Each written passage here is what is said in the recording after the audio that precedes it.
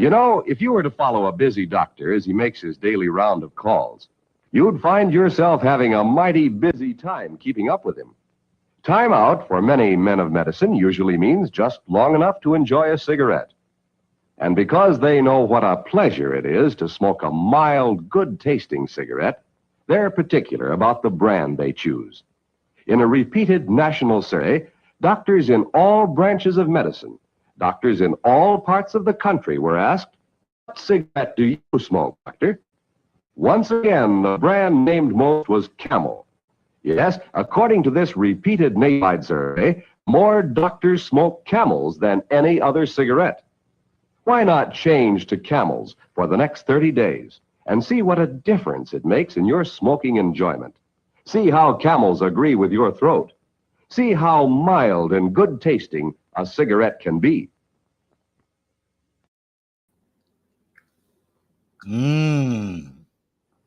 Dragging on a nice Camel there. Did you catch that, Dani? I caught it. How's it going? Good. I like how they used doctors, right? It's like you can trust this cigarette because your doctor probably smokes Camel. It's like, okay, so we have like the security factor, you know, with commercials. What is it?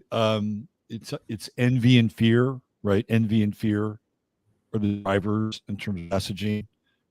So by a doctor smoking a Camel, they take care of the fear factor. Then they come in with the hot blonde, right? Smoking it. It's like there's the envy part. Oh, I'd like to be like her. Or right. Or I could bag a babe like that. Right. Oh man, I'd like her to smoke my Camel. Right. That's probably Bernays probably had his fingerprints on that. Either directly 100%. Yeah. So for everybody that is unaware of who our guest is, let me introduce her formally. It is the great Dani Katz coming to us from her lovely Santa Fe style home. And guess where? Santa Fe. I love the fireplace there. It looks very Santa Fean. It is very Santa Fe. It's very on the nose. So Dani, who's been on the show numerous times, has a background as a pretty serious journalist, and came through sort of the liberal pipeline, the liberal chute, as it were. But because she's a good Aquarian, she doesn't always adapt or adopt to the party line, no matter what the party line is. And we love that about her. And she's also an author, and I happen to have a copy of her new book right here, Betterarchy. Thank you. The Language of Betterarchy, Blueprint for Uniting Against Tyranny. Dani Katz. So some of the reviews: probing, provocative, funny, profound, and most importantly, it can change your life. Richard Rudd. It was a great interview that you did with him. Thank you. I wasn't sure about that. I almost didn't post it. So I appreciate the feedback. It was tense. It was very tense. You know what I loved about the interview? When you were talking about, like, he's the author of the Gene Keys. Yes. Right. And you guys were talking about genes, gene editing, stuff like well, we can edit all these things out of our genes so that we can live forever or whatever, right? Or longer. Right. And you were like, well, what happens if we edit something out that has to do with our creativity? Or it has to do with some function of ourselves that we couldn't have unless we had this other thing that was there. Yeah. And he was like, I hadn't thought of that. That was the most disturbing. I'm so glad that you picked that, because I called Emily immediately and I'm like, I'm so weirded out by the fact that he said he'd never thought about this. That was the piece of me that was like, I don't know what to do with this. Right. So, I mean, I could go there. In fact, I've even gone there, maybe not as directly in the conversation you were having with him, but why wouldn't it, impact that area of your, your core, your code. Of course it would. Yeah, I was trying to be as diplomatic as possible because he and I really got into it during the beginning of the FOVID op. And I know that he was pro injection. So that was kind of like my subtler way of like, don't you think it's odd to be tinkering with genes when you yourself know the coding? Right. And when he said he hadn't thought about it, I'm like, what are you thinking about all day? Like, where's the application of your book if you're not thinking about that? Right. It's very myopic. It's incredibly myopic. Yeah. You know what it reminds me of? It reminds me of Gattaca. Because with Ethan Hawke and Ethan Uma Hawke. Thurman? Yeah. Right. And Ethan Hawke, he did not have the right genes to be elevated into a position of influence, power, right? So he was relegated to second tier status, and his brother had the right genes, but he would always beat his brother when they would go out swimming. Remember, and his brother actually dies, right? Because he drowns. And Ethan Hawke had something inside of him that his brother, who had the more perfect chromosomal makeup, didn't have, which was he was willing to go beyond what he thought he was capable of doing, right? He was willing to risk pain and even death. And his brother, who had a much more complete theoretical package of chromosomes, did not have. And it was all about being put into the space program, right? That's where he winds up going. And he has to become an imposter in the space program. He literally is somebody who's from another class who is getting classification so that he can participate in something that was outside of his chromosomal capabilities, right? Yeah. So it's a really interesting movie.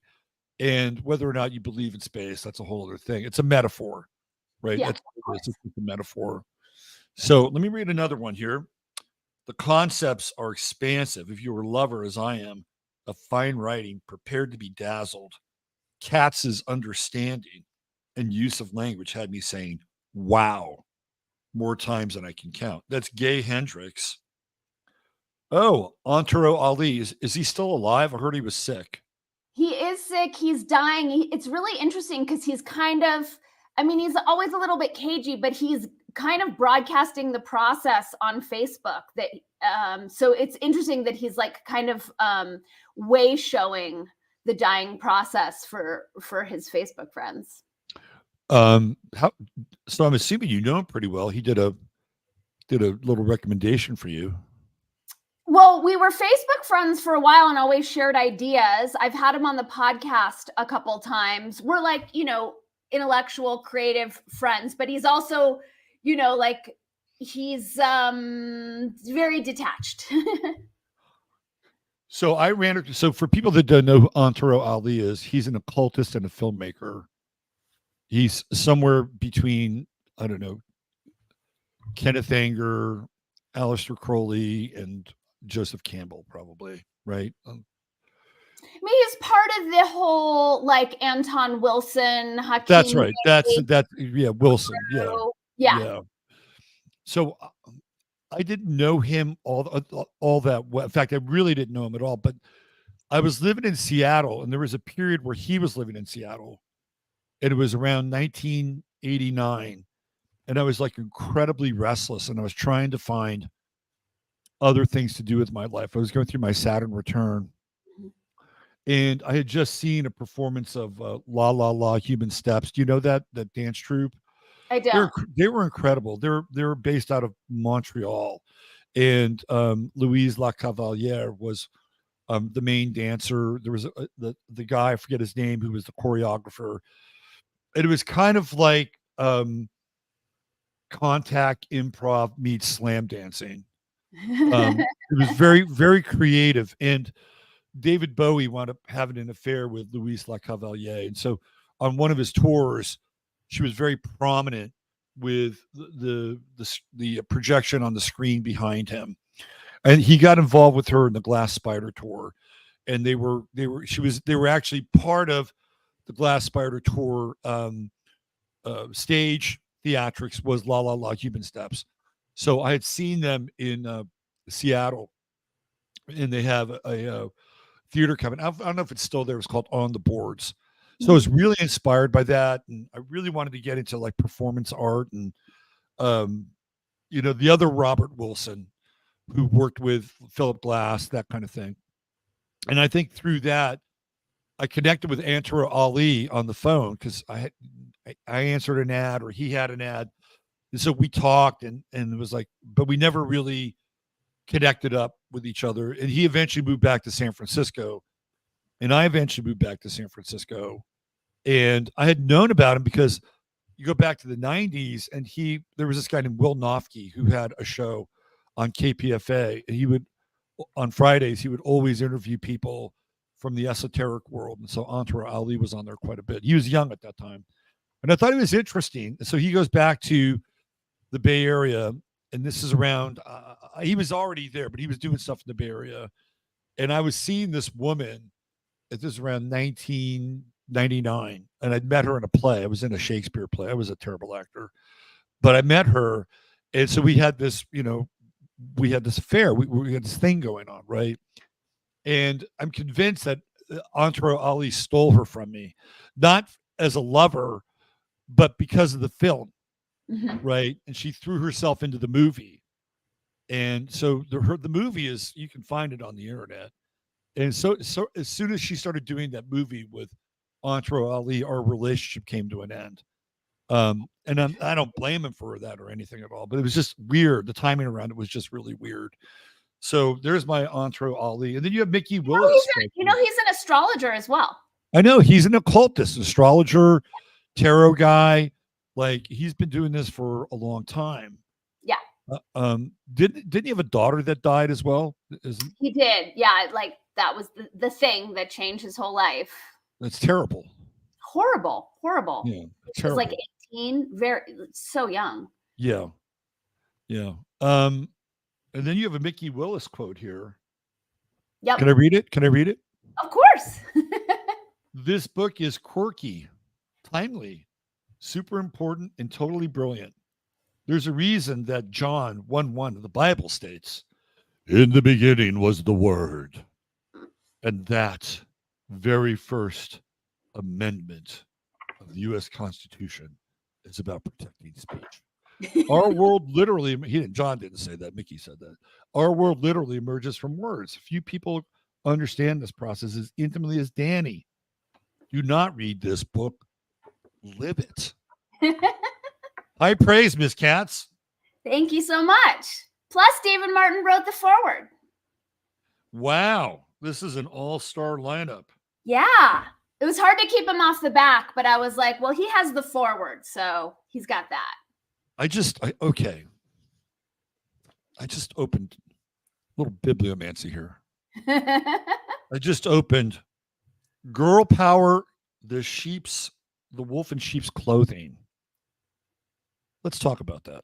Okay, let's talk about it. Because eventually we want to get into World War III, but we have a ways to get there. Right. And this is all part. What's that? This is part of it. This is all part of it. Mm-hmm. So, yeah, girl power, right? Girl power. Yeah, you can do this. Come on, you can go kick ass and take names. When did girl power really come onto the scene? We know feminism, first wave, second wave feminism, probably the bigger wave of the feminism. Would you consider girl power as maybe third wave feminism?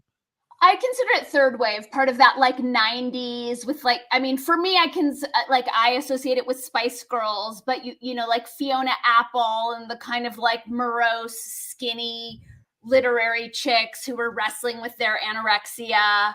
Like that was all third wave. Right. And then you have the whole riot girl scene in music, right? Riot Girls, Lilith Fair, Ethical Slut, all that I consider third wave. Right. So why don't we start there? Let's talk about girl power. And what do you mean by it is the wolf in sheep's clothing? So that that's a section out of the first part of the book, which is all like a definitive dismantling of the myth of patriarchy as prime cultural perpetrator and the reason why everything sucks. So the whole first section of the book is just breaking that myth down and explaining how patriarchy isn't just dudes in charge. It's a lens of perception that is mind fucked all of us, men and women alike. So you put, let's say Hillary was in power.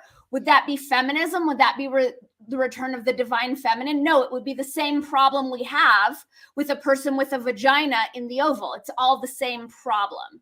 Right. So that was just like putting women on top or girls on top and kicking guys to the bottom is not a solution. It's still a broken game if you need men to be losers or white people to be losers or like whatever it is. So that's, an aspect of what I'm pointing to. Right. So we have this indoctrination that's taking place. And unfortunately, anytime the quote unquote social architects or the social programmers want to take a particular group and uplift them, it's at the expense of another group. It always happens this way, right? Because it's hierarchy. Like that's baked into hierarchy that you need a curb kicked group, which is my whole thing is like, we need to evolve out of that whole mindset. Just growing up in the whole girl power, girls can do anything. Like what happened to all the boys who grew up during that same time and were basically treated like second-class citizens or like they don't matter. And then we wonder what, why the world is the way it is. Yeah, and I really feel for the men because if you look at their expression musically, it's like it starts off with Nirvana and they all go into their feels, right? It's all like this dark emo, and they're really, a lot of them are very lost, right? They're either lost in the sort of the undertow of the cultural tides that are shifting. As you kind of go through that, they're also lost in drugs. And a lot of those guys were indoctrinated in drugs earlier on through Adderall, right? And their little speed balls that the medical industry was doling out to them because they were too spirited, too rambunctious. Well, let's flatline them, right? That's a really good point. I just hadn't thought about that like all the emo boys in the 90s had to be like depressed and troubled. Right. It wasn't like I can be sensitive and a healthy, confident person. Right. Or I can, if you go back and you look at, because emo is kind of an extension of Nirvana. Nirvana is kind of an extension of like ultimately the Sex Pistols and the Clash in some ways. And you look at the Sex Pistols and the Clash, and they're political, they're brash, they're kind of semi-alpha, right? Although the Sex Pistols I wouldn't necessarily consider alpha, but you know what I'm talking about. So so between let's say 1977 or 76 in 1990, 14 years, 2 Saturn cycles, it's a whole different ball game, right? And astrologically, at that time, Pluto's in Scorpio. So that's kind of in the air as well, right? That makes sense. Yeah. I'm thinking of like Eddie Vedder singing with his back to the audience and all these like shitty attitudes. Right. And pardon me, shitty music too. I'm sorry. Right. I'm not Pearl Jam. Not a Pearl Jam fan. And even Eddie Vedder, right, who proclaims that he's a feminist. Oy vey. Right. I mean, he proclaimed he was a feminist. Like, oh, I'm a feminist.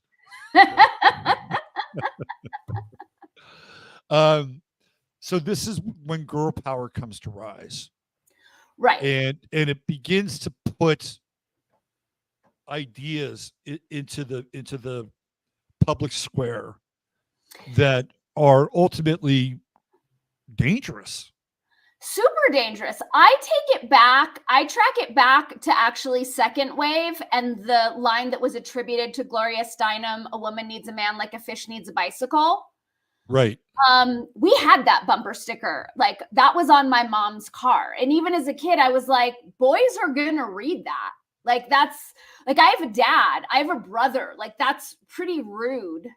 And I think third wave picked it up and then ran with it. And now fourth wave has just gone totally off the rails. Totally off the rails. Yeah. In some ways, you remind me of Camille Paglia, whom I really like. I always respected her. She wasn't just contrarian to be contrary. She had points of view that were valid. Absolutely. And she was embraced, and then she was sort of kicked out of the club in a lot of ways. Right. Because she made too much sense. Right. Yeah. And it was so weird. Like, it's interesting that we're talking about third wave, especially because it was all these like all the women conforming to like the standard issue visuals, right? You didn't see any like fat third wave feminists getting any play in the 90s. Right. Right. They were all Naomi Wolf and Naomi Klein. Those were your third wavers, right? Right. Right. But they were writers, right? They weren't like on screen the way some of the others were. Yeah. Well, Naomi Wolf did a kind of a bit of a turn to the right, didn't she? She's on her way, but which I appreciate. Like, obviously she's having a genuine unraveling, and you can tell she still has like the woke feminist chip on her shoulder thing that she's carrying with her. Right. Right. She's trying, God bless her. She's trying. Whenever I hear someone cite victim statistics, I'm like, okay, you're just parroting your mind control. Yeah. So along the way, and I don't know the exact date, but along the way, you would know because you're a gymnast. You were a gymnast. Along the way, Title IX is passed. And Title IX. Oh. Let's bring up Title IX. Title IX is incredibly important in the narrative of the story. It was passed on June 23rd, 1972. So I'll show you here. I'll bring this up for people.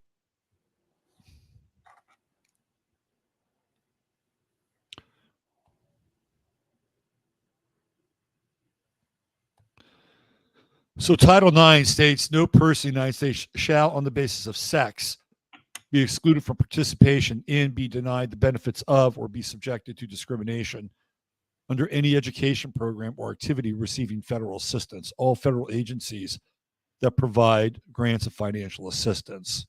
So for women's sports, athletic programs are considered educational programs and activities. Title IX gives women athletes the right to equal opportunity in sports and educational institutions, receive federal funds from elementary schools to colleges and universities. So what Title IX did is it put female sports on the same level as male sports, right? So, you know, it sounds good in theory, right? But if you look at wherever you are in the sports world, just check your bias for a minute. We'll just look at this from an economic standpoint. If you look at the University of Texas and the football program brings in a shit ton of money, right? A lot of money, ticket sales, alumni, TV contracts. Yep. When Title IX hits, it's like, yeah, you know, that field hockey team, they got to get close to the same money, right?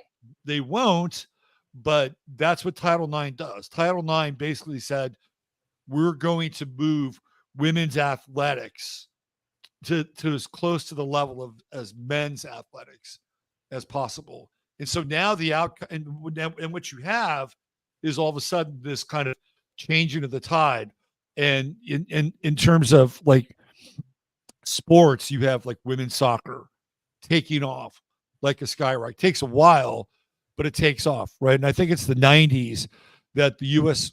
national women's soccer team, when they had the World Cup in the United States, right? That team with Mia Hamm and Brandi Chastain, and she takes off her top. Remember that? Yes.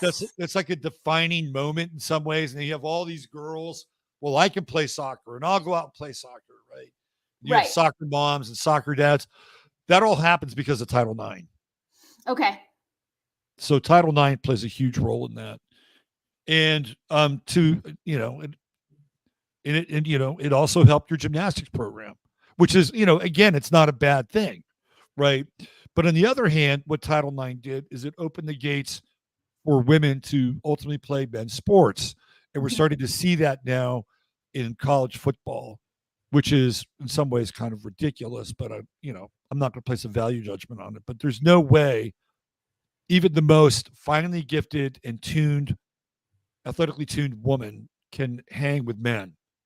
No, it's such a brutal physical sport. Do you remember the made-for-TV movie?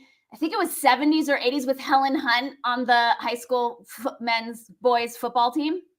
Yes, I barely remember it, but that's part of what we're talking about, right? The conditioning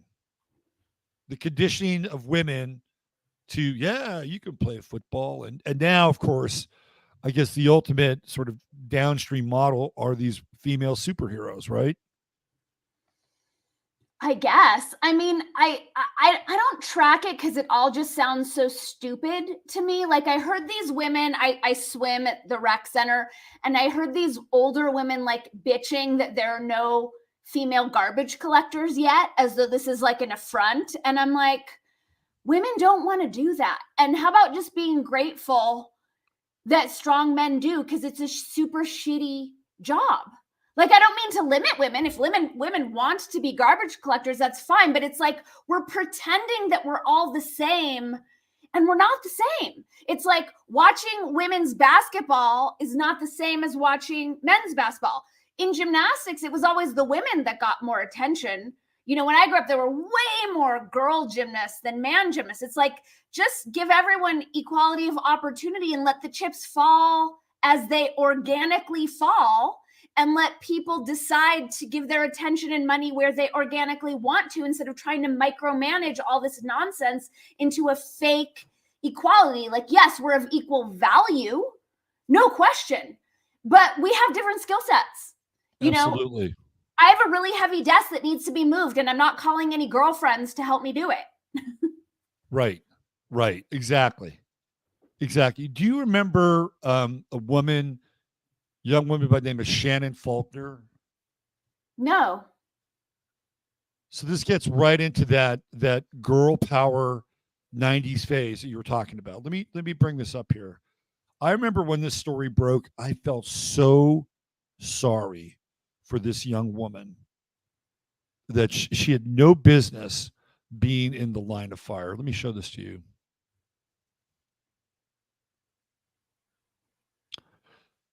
Shannon Faulkner did the people who promoted her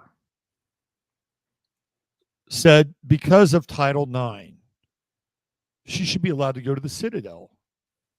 The Citadel is a military academy. Right. And she enrolled in the Citadel, and they did not treat her any differently than any other member. And she was absolutely traumatized, right? She was I remember when she pulled out, she was in tears. Like, she should never have had to go through what she went through.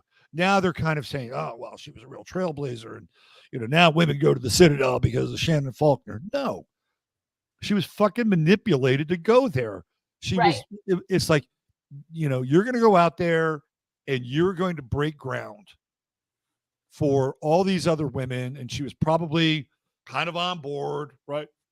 And it was a humiliation ritual for her. She had no business there. And there were these adults who were promoting her. And it's shameful, absolutely shameful. But that's what the program was in the 90s. Right.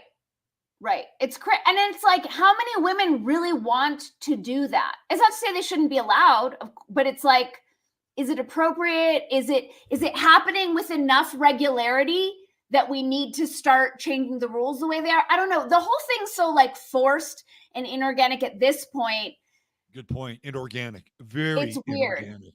So when it's inorganic, what happens? It places us in a synthetic realm with synthetic values. Yeah. That's where we're at. It's ridiculous. That's why it's hard to take it serious for me. Like any of these conversations around, various iterations of affirmative action, I'm like, we already know this is bullshit. Like, can we just like let go of the sham? Right. And what's really interesting, God, that's such a great point, because a lot of people just automatically assume that affirmative action is race-based. And it's like, no, it's actually also gender-based as well.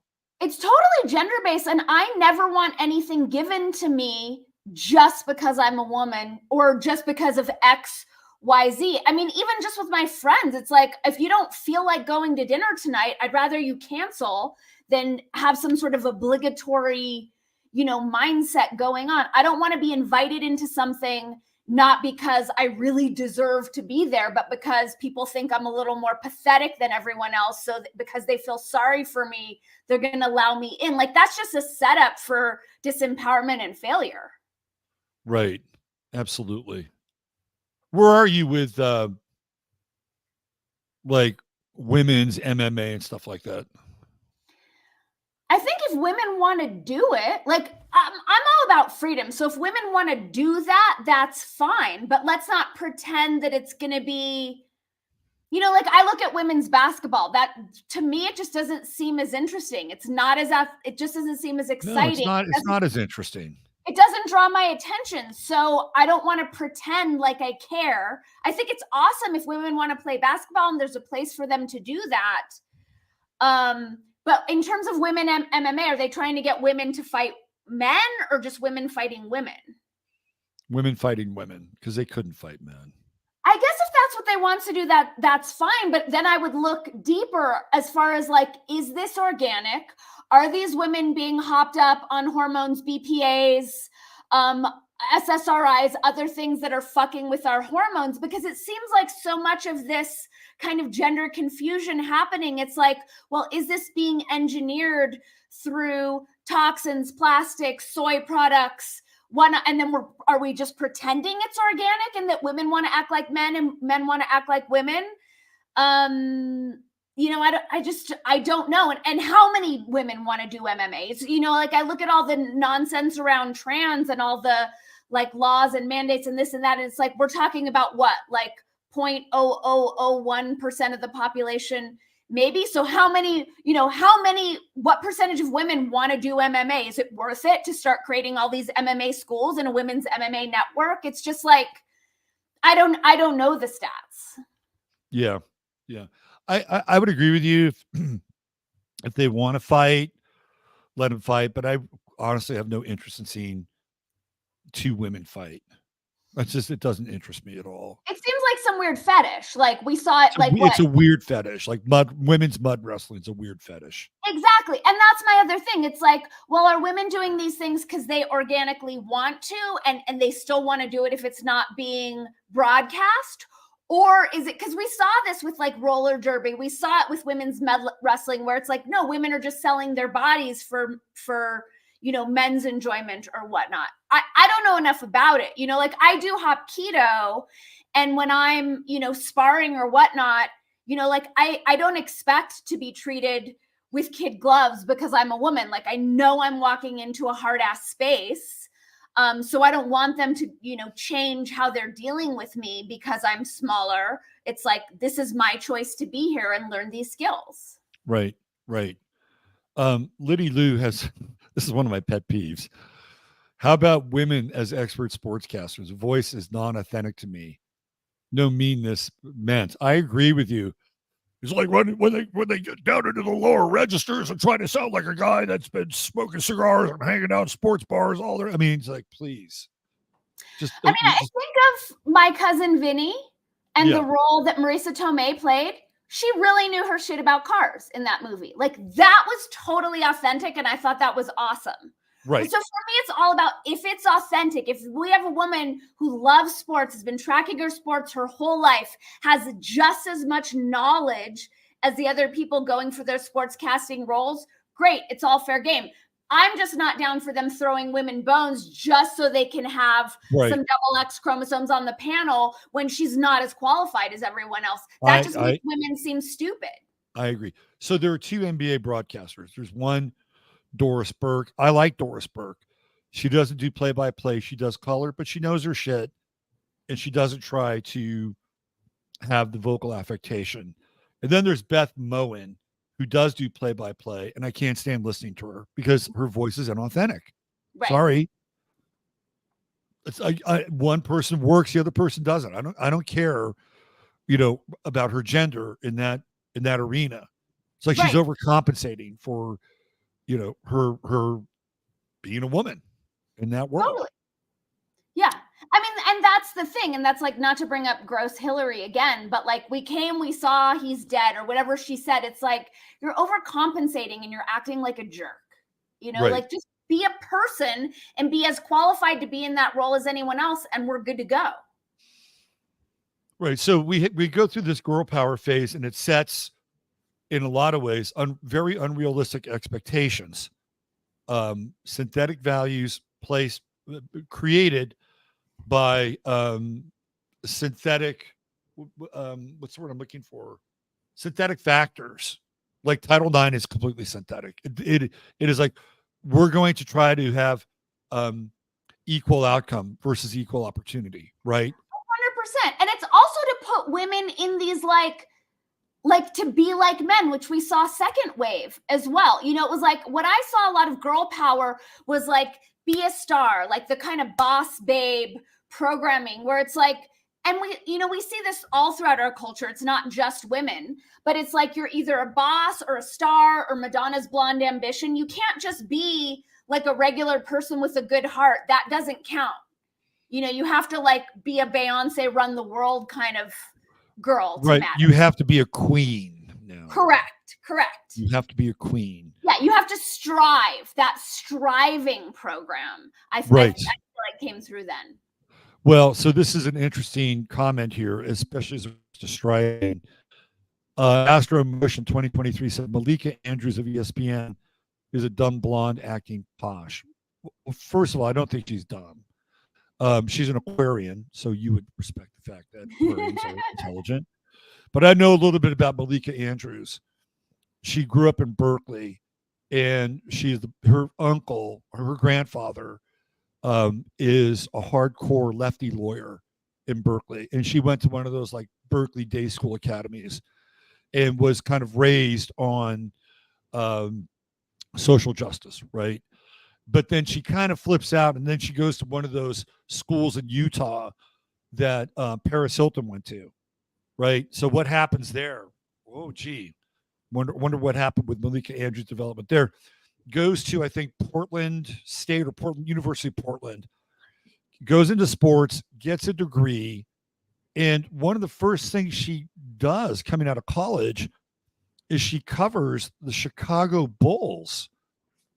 Like, most people who come out of school and you're in that business and you do broadcasting, you're like broadcasting some shit AA baseball team somewhere. Right. For years, or you're working on a local newspaper and you're covering the high school team. Right. Her first gig is covering the Chicago Bulls and then the Milwaukee Bucks. And then within 2 years, she winds up on ESPN and she's the host of NBA Countdown. 2 years. This is a made person. My friend Russ calls them turtles on the fence post, right? So this is somebody in the exact same realm that you and I are talking about to compete in a man's world. And she got absolutely fast-tracked to be in that position. Well, and the other thing about that, like completely contrived fast-tracked is I would imagine it created a lot of resentment among people who'd been in the industry longer. And that's the other problem that I see with this ghettoization of, if it's women, gays, blacks, like whatever it is like you're creating more divisiveness and ill will among the populace that you're attempting to divide and rule. And so the more we take the bait, we're not realizing that it's making relations between us worse. Right. And let's throw in the fact that she's a social Marxist. Well, she blatantly has pushed the race issue. even though she's mixed race, right? She pushes the race issue during these, kind of roundtables. So it's not like, hey, I'm happy to be here and I'm just going to talk about sports. Oh, no, I'm going to have an agenda, which creates even more divisiveness and more tension, right? Exactly. And I also think it's kind of, beyond just the like gender, race, whatever conversation, it's any useful idiot being thrust into these positions where they don't really belong, and who knows what their grooming is, and they're put there to just parrot, the indoctrination or the propaganda. So, sort of rounding off this brief chapter here, if we are really dispassionate and sort of detached about the whole thing, right? What appears on the surface to be a movement of empowerment for women is ultimately a huge disservice. Huge disservice. It's huge disservice. And it upsets the balance of our society. I'm sorry, it just does. Because we just talked about the dudes, moping around in emo land, right? I remember reading articles about young men in the 90s, like in Psychology Today and shit like that. And it's like, why our young men are failing, the problem with our young men, right? They were demoralized. Of course. I think like I said, I think it started second wave, which is why, Gen X and Pluto and Libra, we have all the issues that we have. Second wave is such a bait and switch, right? Of course. Well, Steinem was a CIA asset. Like, again, It wasn't even organic, and it wasn't about like rights. Then it was about like, let's take women out of the household, raising children, put them in the workforce so that kids could go to daycare, so we could get our grubby, mind control hands on them. And then it created this like, generations of hyper masculine women, and then hyper emasculated men who were told, directly or indirectly, that they don't matter, that they aren't valuable. And all of this, where we're at now with men having not shut down the FOVID nonsense when it started because they were not resourced to, because of all of this indoctrination through the years. Like, it seems very obvious to me how this is serving none of us.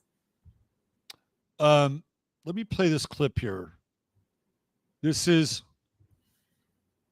from the great Aaron Russo. I love Aaron Russo. And for those of you who aren't familiar, Aaron Russo was part of a documentary called From Freedom to Fascism, right? Yeah, and he also produced Trading Places, a fantastic movie. Right. And I believe, if I'm not mistaken, there's a reference to 9/11 in Trading Places. Really? Yeah, there's a clock on, I think, on Wall Street where it's 9/11. Ooh, okay, I'll have to check that out.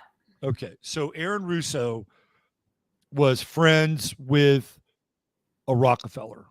Mm-hmm.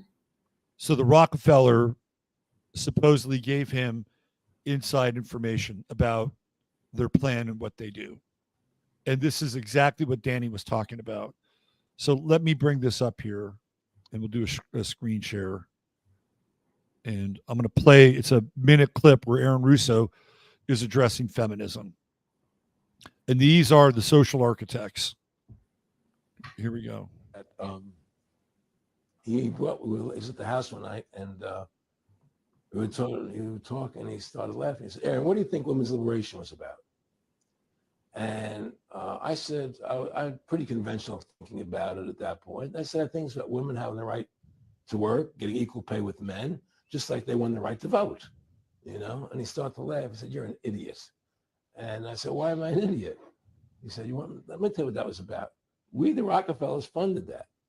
We funded women's lib, And we're the ones who got all over the newspapers and television, the Rockefeller Foundation. He says, and you want to know why? He said, there were two primary reasons. And they were, one reason was we couldn't tax half the population for women's lib. The second reason was now we get the kids in school at an early age. We can indoctrinate the kids how to think. It breaks up the family. The kids start looking at the state as the family, as the school, as the officials, as their family, not as the parents teaching them. And so those are the two primary reasons for women's lib, which I thought up to that point was a noble thing. You know, when I saw their intentions behind it, where they were coming from when they created it, the thought of it, I saw the evil behind what I thought was a noble venture. There you go. Yeah, 100%. It was, who was it? Was it, here he is with the Rockefeller guy. Do you remember his name? David? It's not David Rockefeller. It's like Gerald or something like that. It's like one of the, it's not one of the luminaries, but there they are together. And so he was able to scoop a lot of inside information from a pretty highly placed insider. And there it is, right from the horse's mouth.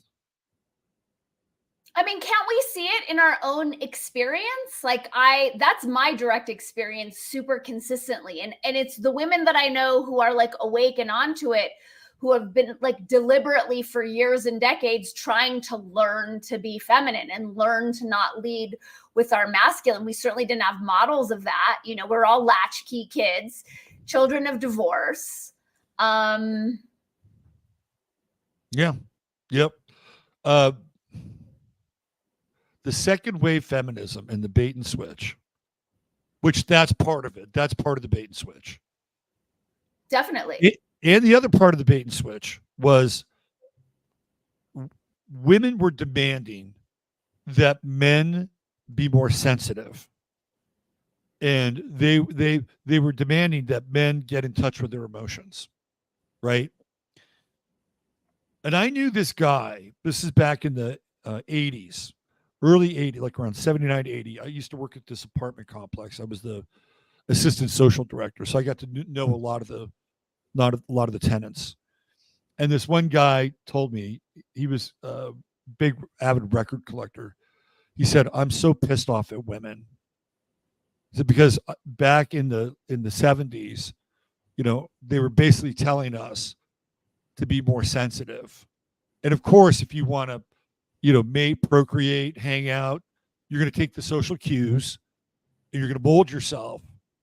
And he said, and once I kind of became more sensitive and emotional, none of them wanted me. Right. It was like, you know, I wasn't seen as a viable candidate. He was really, you know, kind of crushed about that. Now, maybe he would have just been that way anyway, but you could tell, like, he probably went through some, you know, kind of ambient, you know, sensitivity training in order to attract somebody who would think that he'd be worth mating with, right? That's the bait and switch I'm talking about. Well, it screws with the polarities. Like, gender is real. Like, the biological imperative is real.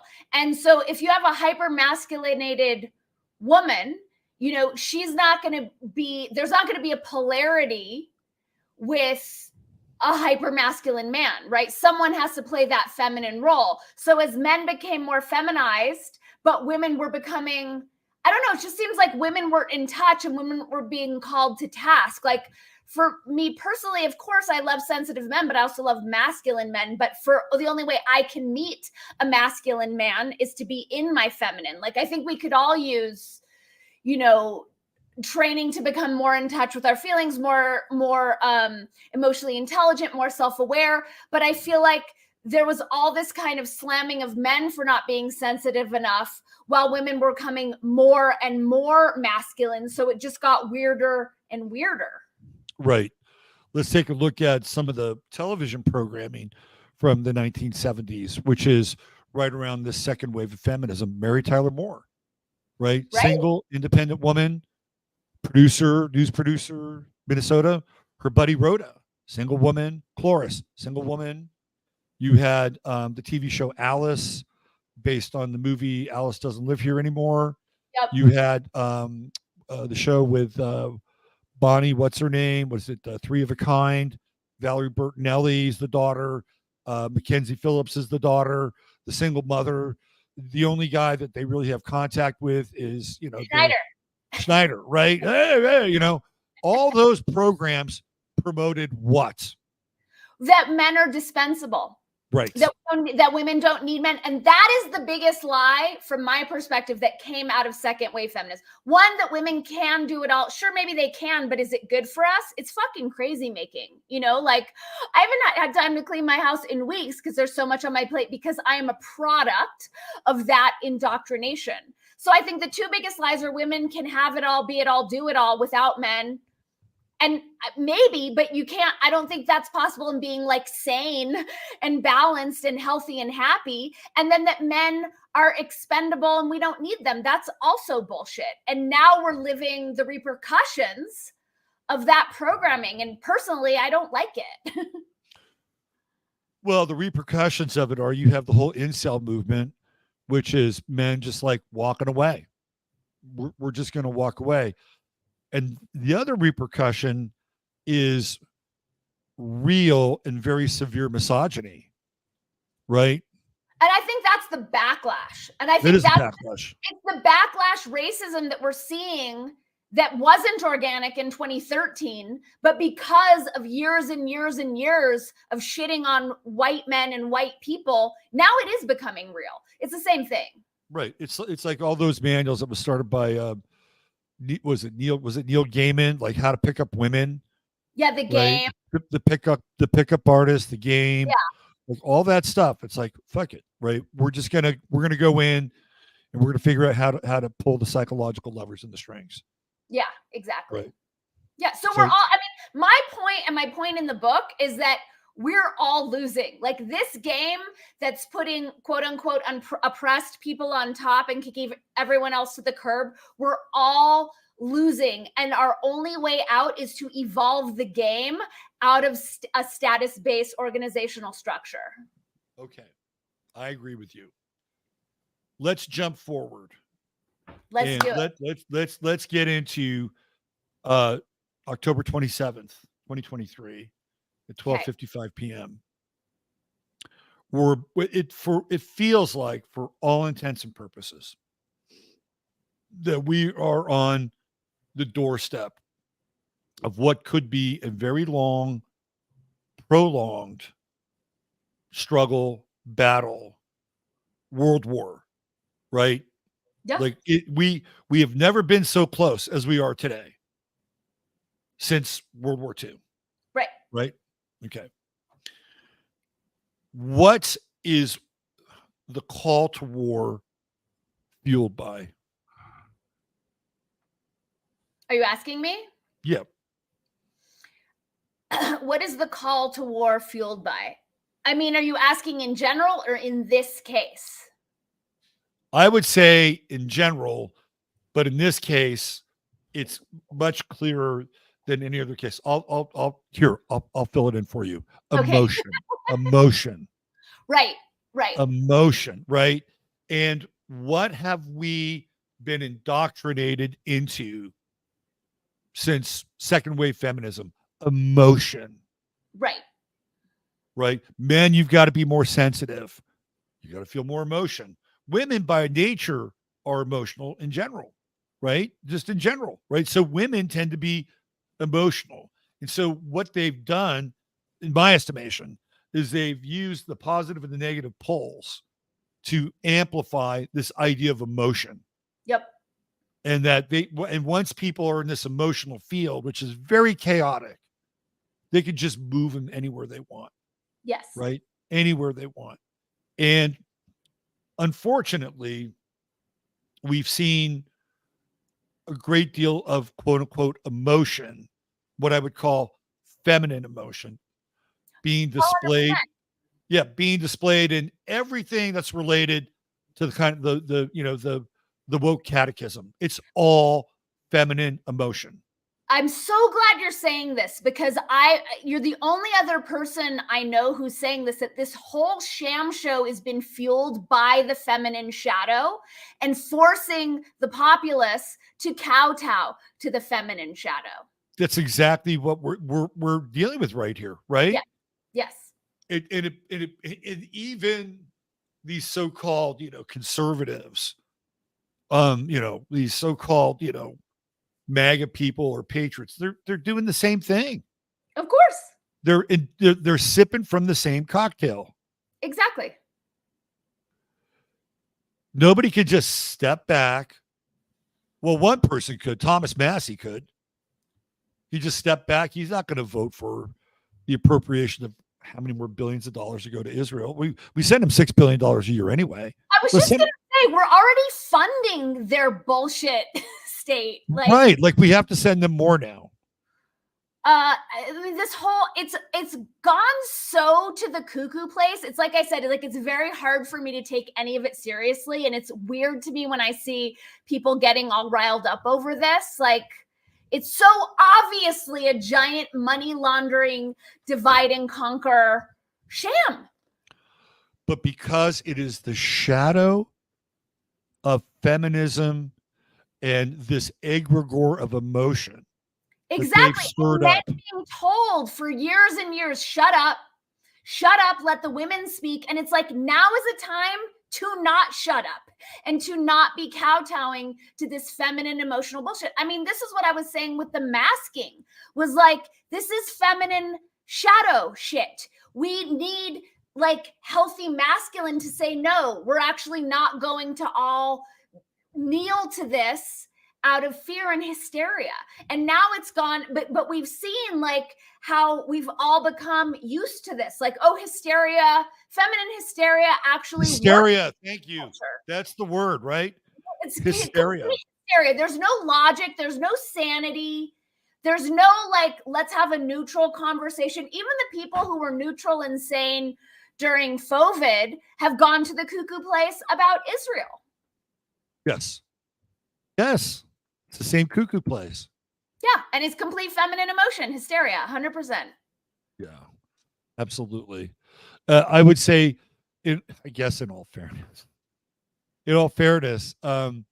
those people who go to the cuckoo place have also been paid to go to the cuckoo place, because they've received probably a fair amount of lobby money from our friends at AIPAC to go to the cuckoo place, but they're willing to jump on and exploit the emotion. But even seeing like regular people, like no one in Santa Fe could be bothered to raise an eyebrow over forced mask mandates and the closure of their family businesses generation. No one could protest. No one would do anything. But they had no problem getting it together to protest this Palestine-Israel thing last week. And I'm like, are you kidding me? Like, is there even a brain in there? You just do what your influencers tell you to do, like automatons. Oh, you're going to love this. Watch this. I was looking up hysteria. So I decided to go to Merriam-Webster's online dictionary. Oh, a very good batch of weaponized words. Recent examples on the web of hysteria. Despite the reality of harassment for Palestinian Americans, the student said the current sense of hysteria on the Harvard campus is unprecedented. That is so egregious that they would take a politically polarizing event and make that their like it is. And this is these things where I'm like, how do sane, rational people not see through this? This is a reference material. This should be completely objectively neutral on every possible level. And there should be no controversy in that statement. That's mind-blowing, right? Right. I mean, they're taking a current day. I mean, before you would just have a definition, right? But now you got to have context, right? And what does that get into? That gets into ESL, emotional social learning. That is an emotional social learning technique right there. Completely. Because you're not only trying to understand the word, but they're contextualizing the word for you so that you understand that word in that way moving forward, right? Exactly. That is the exact trick of social emotional learning, which is so frustrating because I think if social emotional learning wasn't a Marxist sham, there would be legit benefits for everyone. But because it's being used as a Trojan horse for this type of nonsense, that's the problem. That's a really great comment, right? That's kind of like your retort to Richard Rudd in some ways. It's kind of like, you know what? Okay, so for people that don't understand emotional social learning, Dani, can you break that down for them just in a little nutshell? So social emotional learning is being presented as a means of teaching kids mindfulness and teaching them state control and all the things that would really truly be wonderful for us to learn, especially those of us who were brought up with parents who are emotional retards like myself. But the reality of social emotional learning is very different from the theory behind it. And so they'll use it like teach math class, but it'll be like, okay, well, you know, this neighborhood lets in 3 Black students into their summer camp and 7 Jews. Do we think this is fair? And instead of talking about the math equation that this is, being propped up to teach about, they're using it as a way to slide in the kind of Marxist, Maoist agenda. Right, exactly. It's exactly what it is. It is learning with social context, Correct. right? So one of the things that's really interesting is that when you went through social ESL, they believe that learning to read by phonics is part and parcel of a different system that is capitalistic. And what it does is it creates an individual, like the individual figures things out on its own, right? So they don't really push phonics as a learning tool.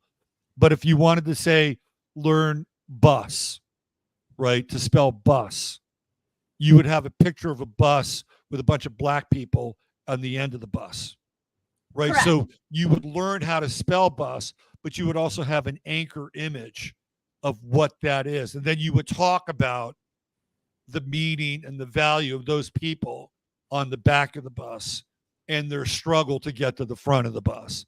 That's Exactly. Emotional social learning.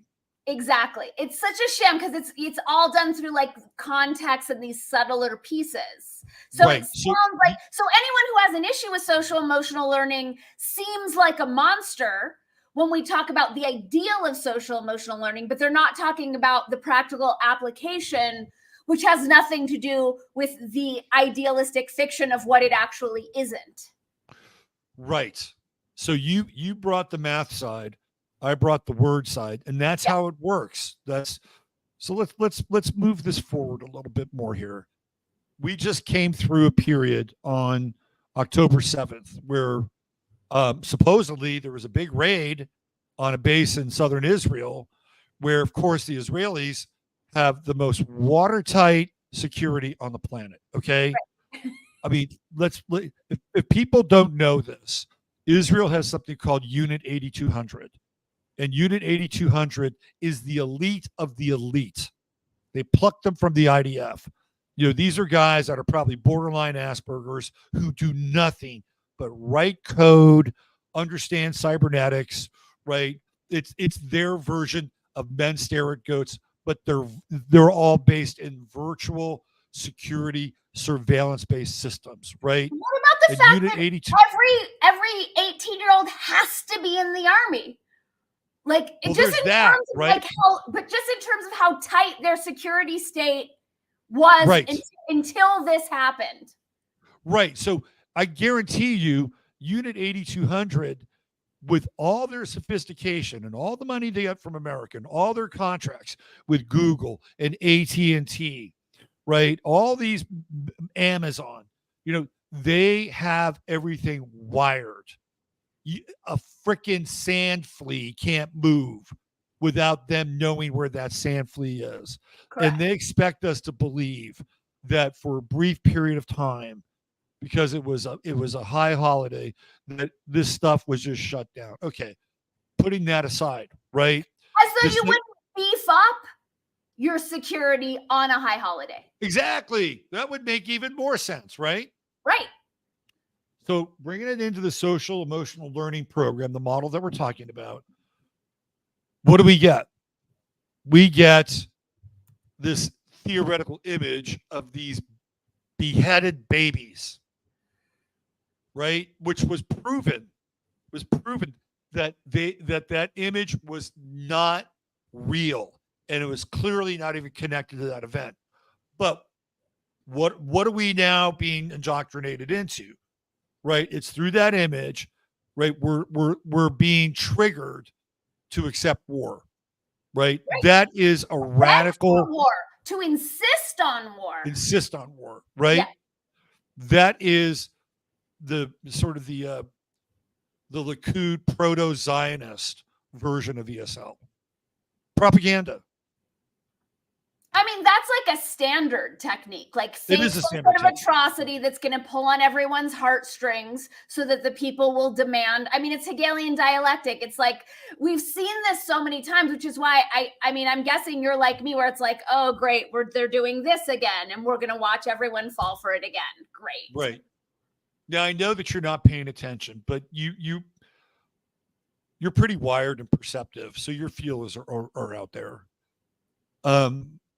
Do you think it's working? I mean, politically, if we looked at Washington, we would say it's working. But do you think it's working? Yes, I think it's working. I'm once again, I need to stop giving humans credit, and then I could stop being disappointed every time they take the bait. But of course it's working. I mean, people are so riled up about this, and it's like, what are they distracting us from? So Maui's dead, right? We're not going to talk about what happened in Maui anymore. Exactly. All this UN peace and safety thing, we're not going to talk about that. We're not going to talk about this declaration where the IDW just claimed we need control speech. We can't talk about anything except this Israel sham. I mean, the amount of emails I've got from people asking me if I'm okay, and I'm like, where do you think I live? Like, there's no warfare happening in Santa Fe. I'm fine. Right. Yeah. Yeah, except your governor there decided that she wanted to make sure that nobody could carry, right? Which was and insane. She's still on a tirade. She's still not locked up. Like, again, the distraction of like, we have bigger fish to fry here in New Mexico. Why are we marching for Palestine? Like, it's so that's where I'm like, of course it's working, because I'm seeing everyday humans getting caught up in it. Yeah, and not just everyday humans too, like people who are so-called elite or connected to the elite. There's this story that came out yesterday. There's this guy, he's like, some fucking corporate elite from Columbia, and I think he went to Harvard or I think it was Harvard. So he's an alumni, and he's sending money to Harvard every year, right? Every year he's sending money. He happens to be Jewish. And because they have these protests that are happening on the campuses, he's disgusted. So now he's going to stop sending them money. Well, where the fuck was he for the last 25 years when Harvard was cranking out these social Marxist nut jobs who have infiltrated our educational system, our civil system, right? It was okay then, right? It was okay then, but it's not okay now because it has to do with Israel, and it has to do with the fact that it's like, really, are you that myopic? I mean, this is what I'm thinking, Dani. I think it is having a boomerang effect right now. Like in the mainstream, maybe it's succeeding, but it's having a boomerang effect because people are noticing these incongruities. Really? I do believe so. Yes. I mean, that makes me happy to hear. Aside from our crew, I'm not seeing that. Like Dave Rubin, who started Locals so we could have a free speech video platform, he's lobbying for silencing criticism of Israel. Like, I'm seeing all these people who seem to have gotten it in the past 2 years, like their switch is being flipped, through the programming that Israel carries. Jews think, like, everyone thinks they have to pick a side. No one can say, I don't really understand what's going on, and it doesn't have to do with me. And right. Why do we give Israel so much money? And why are we telling people who they're allowed to criticize and who they aren't? Like, and why is this our business? Is everyone in the States doing so well that we just have a surplus of funds to keep sending for all right. these warmongers? And even right. RFK, who's running on his anti-war platform, wants like us to go in with like full force. And I'm like, wait, you're running on anti-war. That's on your Twitter profile. But now you're demanding that we take swift action to get into someone else's war. he's a very confused man. Very confused man. Handlers, way too many handlers. Way there. too many handlers, including the woman he goes to, told. including Cheryl Hines, the woman he goes to bed with every night. Oh, of course, she's the one who said he's not allowed on Alex Jones. Right. Yeah. Yeah. But to your point, well, to my point, when you brought up Dave Rubin coming out and saying, well, we need to clamp down on certain forms of speech, people are going to notice that, Dani. Like, what? Really? Come on, dude. Do you see people noticing it who aren't our people? Yes, I do. Amazing. I do. I'm seeing that. Yes. Awesome. Because there's incongruities. Okay, I'm gonna lay this on you. You tell me what you think of my theory. Okay. All right. So if we can agree on the fact that, like, whatever model of reality that we're inhabiting now has been set up to be inverted. Yes. Like, we live in an inverted world. Yes. Like, if that's true, then inversion can impact everything in the environment and not just specifically targeted in topics and or actions. So, for instance, when somebody like Bibi Netanyahu comes out and gives his speech about the forces of lightness and dark, right? It's going to be inverted. People are going to hear it a certain way and go, what the fuck? Right? So those rules apply universally. It's not just like, well, we're going to invert white with black and man with women and straight with gay. No, that's the way you set up the parameters for this version of reality. Here's where I disagree with that, because you said one phrase that I think no longer applies. Okay. People think. Oh. I don't think people think anymore. Well, I think because of their programming, the extent to which it's gone, whatever operating systems are running through their genocidal injections, I don't think people have that ability anymore. Okay. I can't disagree with you on that in that realm.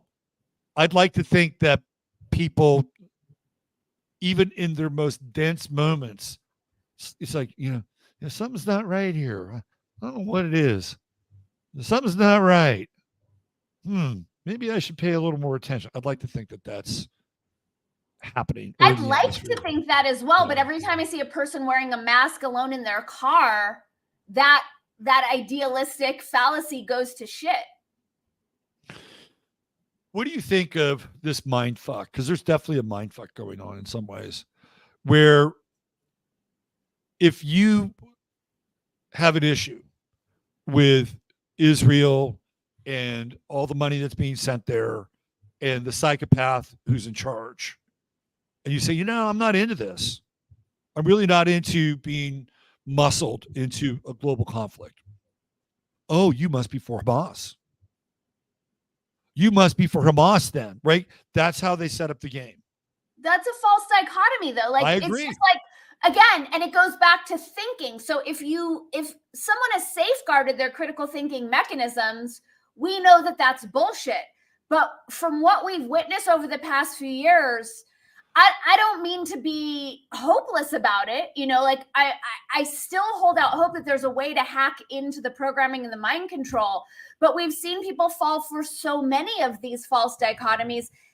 I don't know. I mean, this one's weird. Also, because the Israel thing is just, there's so much disinformation. It's so charged for people. Jews get so personally attached to it.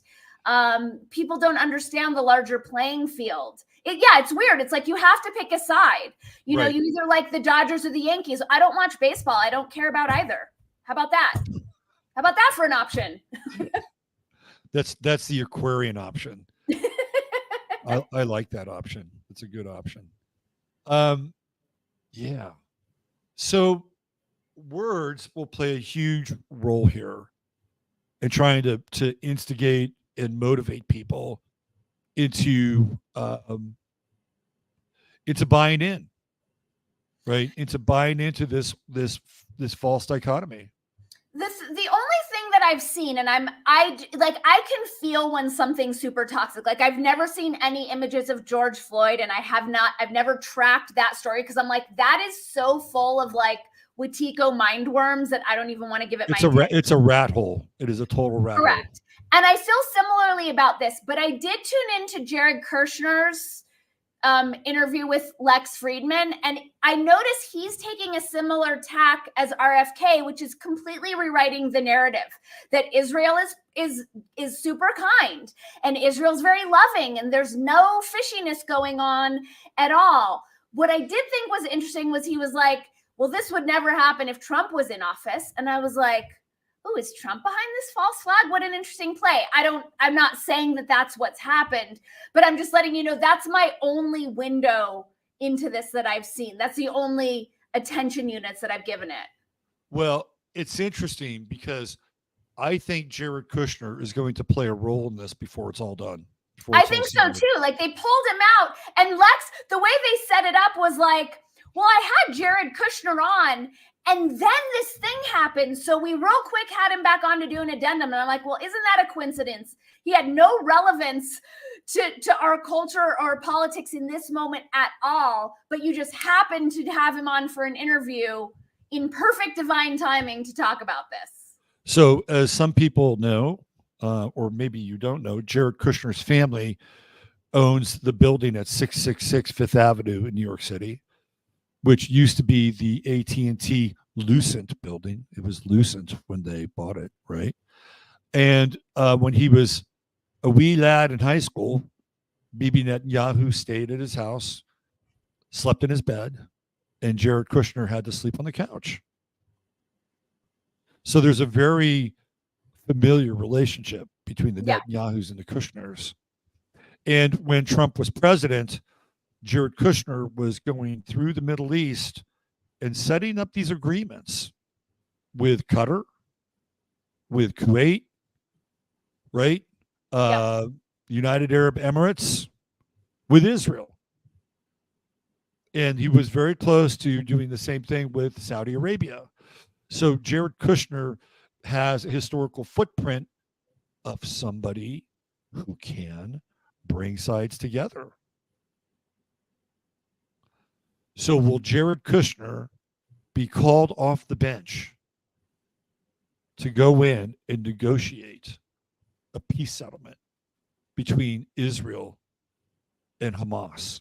And if so, what does that mean in the grand scheme of things?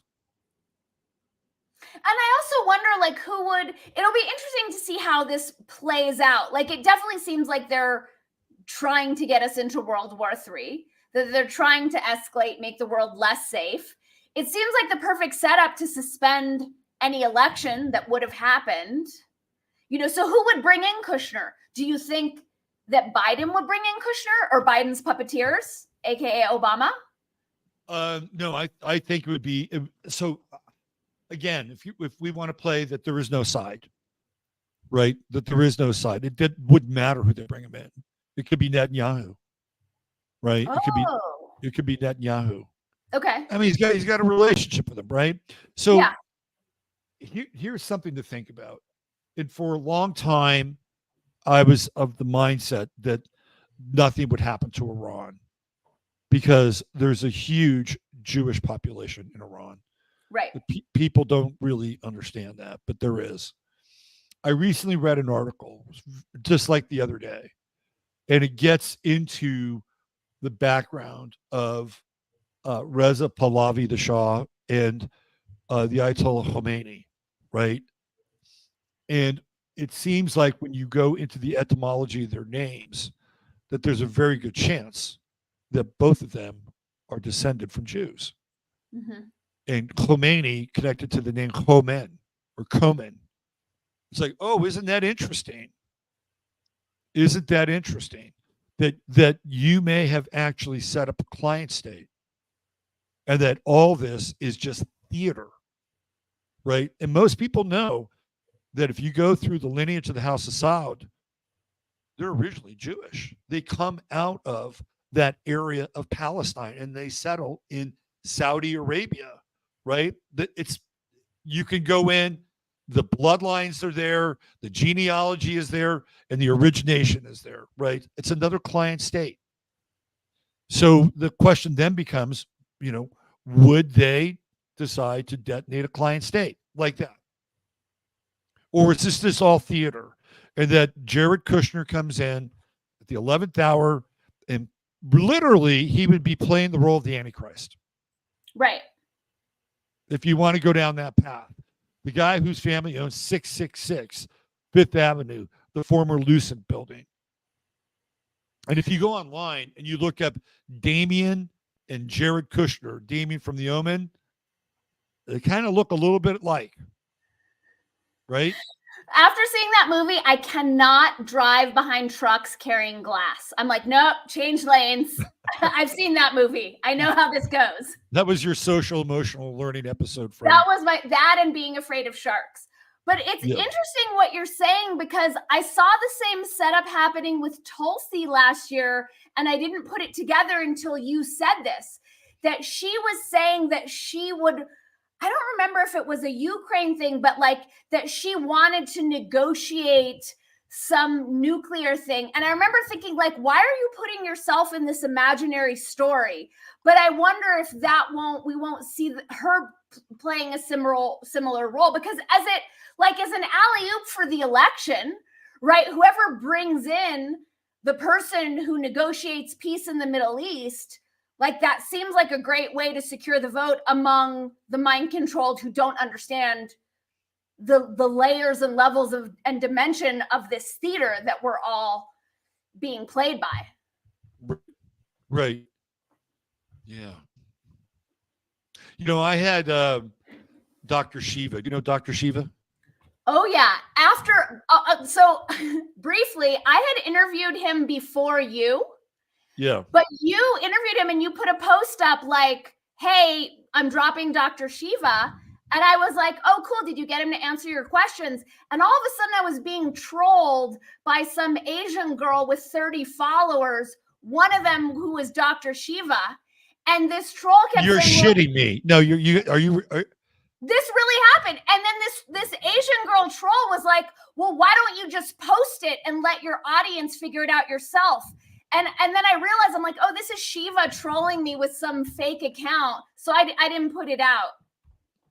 Oh, that's so funny. It was really weird because he was accusing me of like being super PC and just trying to appease people with my woke nonsense. And I was just like, yeah, I don't even need to engage. This is so off base. Did you see the interview I did with him? I did not. So I thought it was a good interview.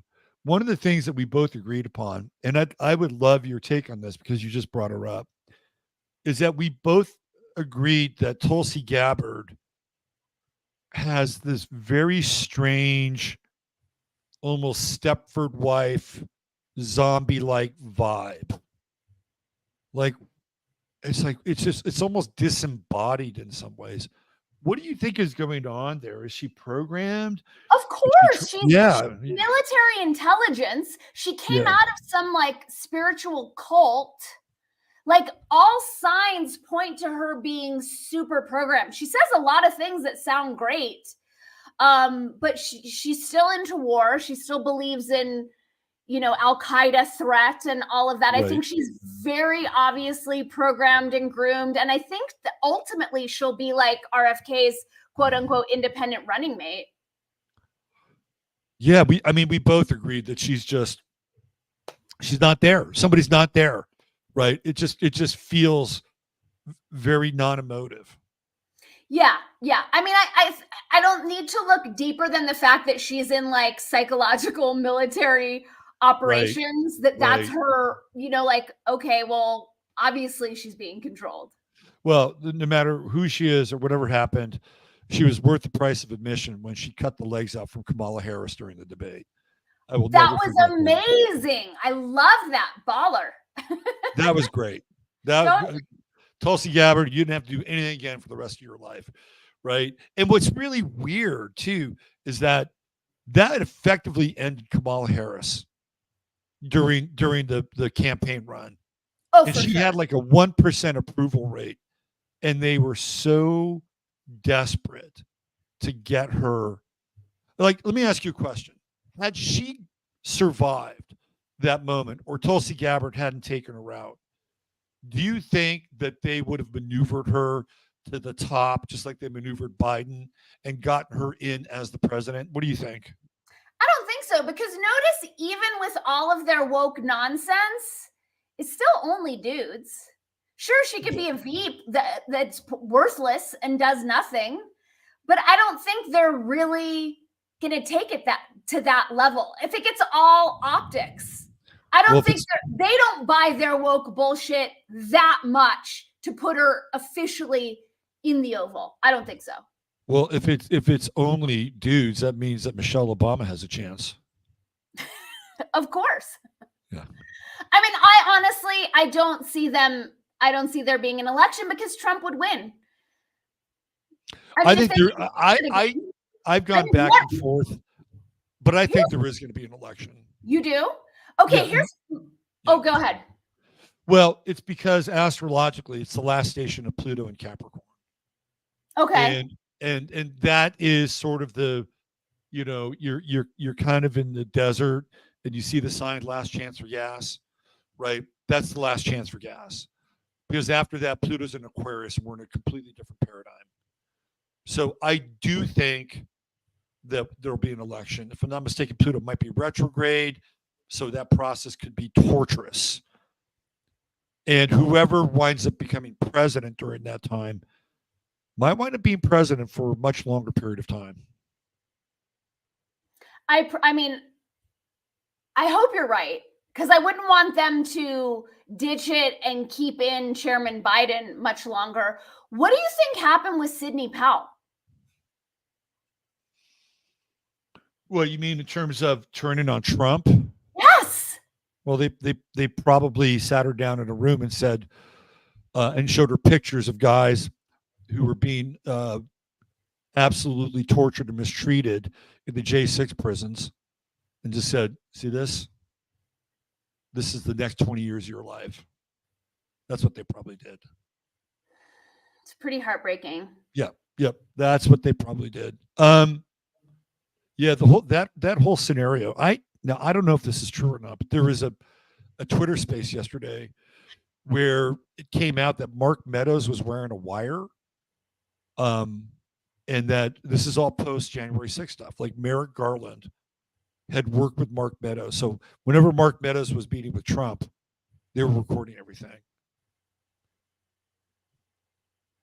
Is that incriminating for Trump? Is there some new information that's come to light? It could be completely incriminating for Trump, depending on what we believe incriminating to be, because they're always changing what the rules and parameters of incriminating are. Like, for instance, Owen Schroyer was at the January 6th, play day, and he wasn't even inside. Right? He was outside with a megaphone, and I think he was probably trying to tell people to calm down or something. Yeah. Well, they said, well, he was creating a nuisance. So he got 60 days, 30 of which are in solitary confinement. So they change. They're changing whatever rules, right? Like the guy who pulled the fire alarm. Jamal Bowman, is that his name? I don't know. That's his name. Pull the fire alarm. Now they've got him like taking the signs down. They got him on camera taking the signs down to pull the fire. Like, that is a big fucking deal. That's a felony. Yeah. And and what's going to happen to him? Well, he'll get a reprimand. So they're always changing the rules, right? This is my thing. It's like all the emotion and outrage, and even whatever actions are being taken that are directed towards the Israel situation right now. Like, why can't we get that for the extent of injustice and bullshit happening here on our own turf? It's not like there isn't enough to play with. Yeah. Here we go. Tom Jordan gets us up to date. Jamal Bowman says he struck a deal with a Democratic D.C. Attorney General to have fire alarm charges expunged from his record. Oh, let me guess who put that, who in whose pocket is that D.C. attorney? wonder Soros? why. I mean, our whole judicial system is a joke because of the impact that Soros has had on it. We have no judges here in New Mexico who are not on the take. They're Right. all his little bitch boys. They're all activist judges. Correct. This was I think around 2017. I had just moved to Fredericksburg, and it was 4th of July, and I was riding my bike around, and I saw this group of people, they're having like a party on their lawn, right? And I got off my bike and I walked over and I said, so what's going on here? They said, oh, well, this is a Democratic fundraiser. I said, oh, really? Can I hang out? I said, yeah, sure. So I went over, I had a hot dog, and I think that's when I was drinking. So I had some wine. I'm sitting back and I'm listening to these people talk. And there was this woman who was a judge, and she was running for re-election. She was Hispanic, probably about maybe 5'3", 5'4". And I'll never forget her little backyard speech. She opened with, I am the most powerful person here right now. And I thought to myself, well, that is fucking hubris right there. Yeah. Right? That is hubris. Yeah. And it's like, obviously you're not a spiritual person or a religious person, because if you were, you would not dare say that. You would understand that power is a very different kind of conversation in that world. But over time, I came to understand what she was saying. It wasn't just that she was a judge, but she was an activist judge. And she was empowered by the very same person and people that you're talking about. Right. We're above the law. Exactly. She was untouchable. And Correct. That's why she knew how powerful she was. Correct. That's what we're dealing with. That level of absolute arrogance is part of their positioning. 100%. And that's our governor here saying that the Constitution is up to her interpretation because she has that power. And Right. She's not in prison right now. She's still in her bullshit office. Well, tell people a little bit about these Mexican families that run the state of New Mexico, like It's the Lujans. so corrupt. It's super corrupt. I mean, this is the oldest. So Santa Fe is the oldest capital in the country. And these families have been running. I mean, we have streets here, Lujan. There are a bunch of Lujans in like Congress or Senate or whatnot. Like there's just a small cabal of families. They're very tied in with mafia, with Mexico, with drug running. Like they run everything here. It's called New Mexico, but it is like Mexico in that way. And Right. This governor we have, like, she's hateful. She's hated us from the get-go. There's nothing dignified about her. She doesn't claim to be leading the entire state. She calls half of the people here lizard people and speaks to them with disdain. Like, it's weird. It's very Wild West. It takes one to know one, apparently, right? Yeah, exactly. In terms of lizard people. People in the chat are saying that we have to get rid of these people. We have to vote them out. Voting them out doesn't really work. I'm sorry, right? That's the thing. Like Twitter blew up after our governor tried to get rid of the Second Amendment. And what I kept seeing over and over again was that's what you get for voting for her. We're under dominion here. Like no one voted her. Even my hyper liberal Trump hating landlords didn't vote for her. And of course, like I dug in and I'm like, I want a forensic audit. And they said, oh, it's been audited. So the election was audited by the governor who was up for re-election, by the Secretary of State who was up for re-election, and their accountant. And all three of those entities audited our bullshit fake election. So there's no voting anyone out. And it's like, I see the Republicans here with their great ideas. And I'm like, unless you get rid of Dominion, this is all pointless tail chasing. Right. And of course, Dominion won their lawsuit against Fox News. Right? And so again, it goes back to like, who was the judge on that case? So Right. it just feels like, where is the inflection point that we can really bring this house of cards down? It's not through the judicial system, and it's not through voting. No, it's not through the judicial system, and it's not through voting. I'm actually pulling for the major natural disaster with the New Madrid fault line and the splitting of the Mississippi River. I think it's about the only thing that can save us. I know what can do it. I was actually having this conversation with a fellow Aquarian. And you'll appreciate this, because I'm like, I have the idea that's going to unite us. And he's like, oh, you spend time figuring out what that is too? And I was like, this is so Aquarian. I think the weaponization of customer service could actually unite us, because it's not a partisan issue and we're all being fucked over. You cannot get a person on the phone at any corporation anymore. All the user agreements are predatory, and that's been normalized. And in terms of this like fast tracking towards AI, I feel like that's the only thing that's going to do it, is if we unite and demand customer service and start boycotting the corporations that won't give us that, or that have the predatory user agreements. I think that's our only realm. I don't want to say only, because I don't want to limit us. It's kind of the last line of defense, really. It feels like it, because we can all agree on it. Like we can literally all agree. No one can defend why YouTube. I just got a bullshit fake strike for something that I never said, and there's no one that I can get to there. I mean, you know what that's YouTube, like. Dealing with YouTube in that regard is like a chapter out of a Kafka novel, right? So like great.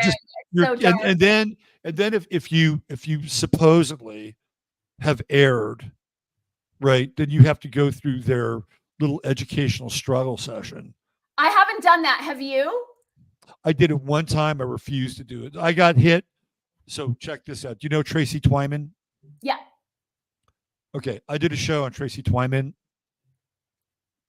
Her now deceased husband hit me with a copyright violation because he claims he owns everything associated with Tracy now. So I have a copyright strike because of that. Did you claim fair use? I haven't, but I will, because I got to get it off there. Yeah. I mean, they gave me medical misinformation for a conversation with Freeman where we didn't talk about anything. We didn't talk about the virus. We didn't talk about the shots, like no mention made. Well, here's also the problem with their process. So I had a show from 2013 that I did with 2011. It was with George Norrie and a guy that he was working with. And it was about the tornado that devastated Joplin, Missouri. So they had a documentary, and I had both of them on. That video got taken down. They just arbitrarily took it down. And there was no recourse for appeal. That's the issue. Yeah. There's no recourse. There's no human to talk to say your AI made a mistake and this is affecting my actual business. I mean, same goes with like, you know, back end of book publishing, AT&T, my printer broke. Like on every level, customer service has gone. And now they put these like millennials or Gen Zers in positions, but they never had customer service. So they don't know that customer service is more than reading a script that explains why they can't help us. Right. You got a compliment. Thanks, Rama. So here now look, how many subscribers do you have on your YouTube channel? I have like 2,700, but after this last one, I'm not posting there anymore. I'll only post short clips because it also says in the user agreement that they can delete our channel at any time for any reason without telling us. So, and given what just happened with this bullshit strike, I'm like, they only get 3-minute clips from me. And now everything's going on Odyssey just because my nervous system, I can't take it anymore. I've given up so much telomere length to big tech fuckery and censorship. I've hit my wall. I love that. I got to use that.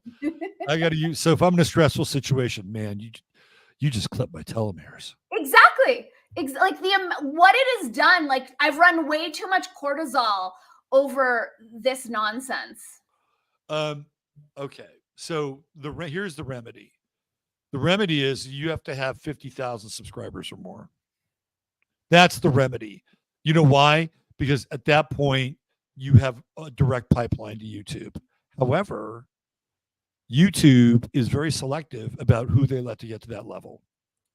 Do you have that many subscribers? Fuck no, I've got 13,000. I've been at 13,000 subscribers for a year. People get trust their numbers because I hear. No, I don't either. People get unsubscribed. People get unsubscribed from my channel all the time. Exactly. And people who subscribe, I don't show up in their feed. They can't fund me. It's like this thing that we seem to have no recourse over. And it's like, could we get a class action suit? Great. Bring it to court where a Soros judge is going to throw it out. Right. You know, it's so frustrating. So I came up with a solution in the 2010s, but that solution is not a viable solution anymore. Because this is what they want. My solution is that you need to get at least 30% of the population to not do anything for 30 days. Nothing.